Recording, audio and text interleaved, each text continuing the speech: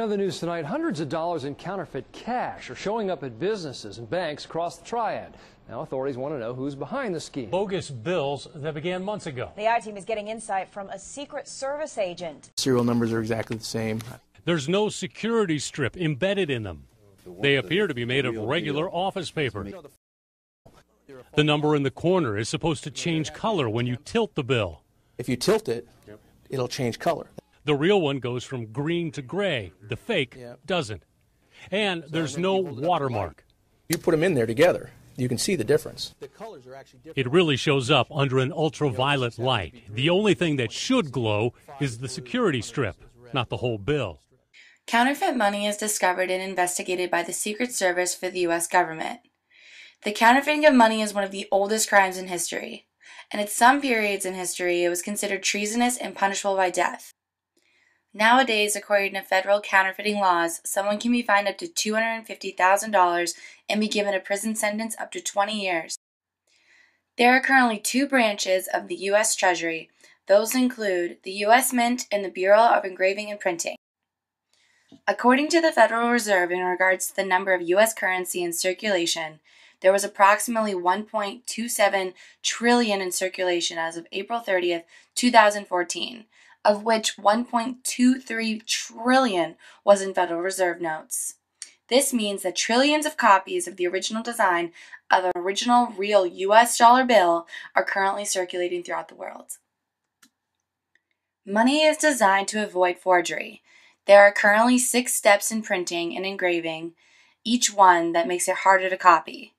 Engravers go through a 10-year apprenticeship, and their final product could take up to 100 hours.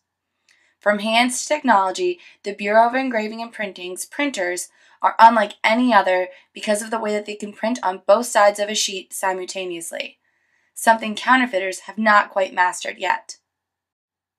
The printers can also produce an engraving effect.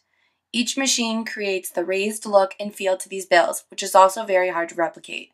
No other color copier can produce this effect. The Bureau can produce up to $650 million a day on their 24 printers.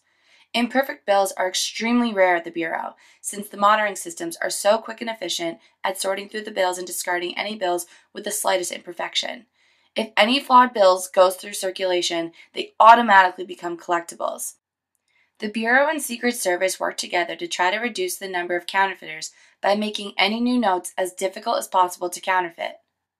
The U.S. currency is revamped every 7 to 10 years with new designs by engravers.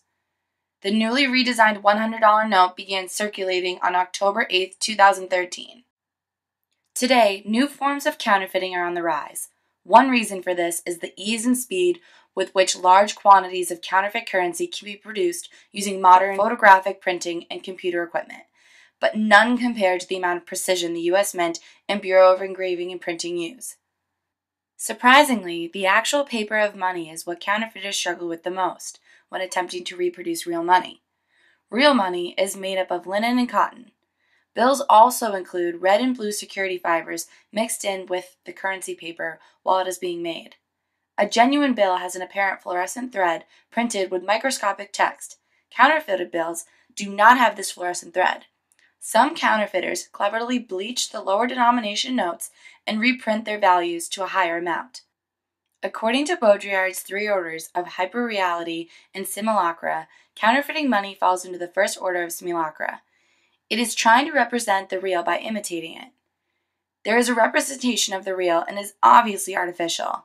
That is, if the person handling the money understands the difference between counterfeit and real money.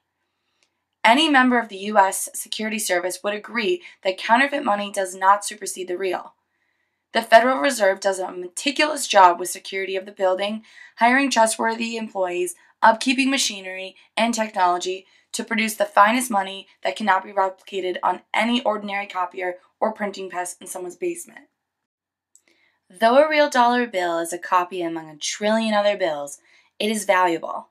A counterfeit bill, no matter how much money went into it buying all the materials, it is never worth anything, because it's not real.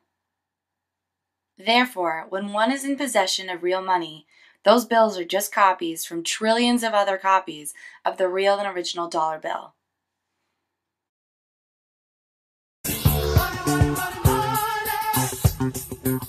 Hollywood.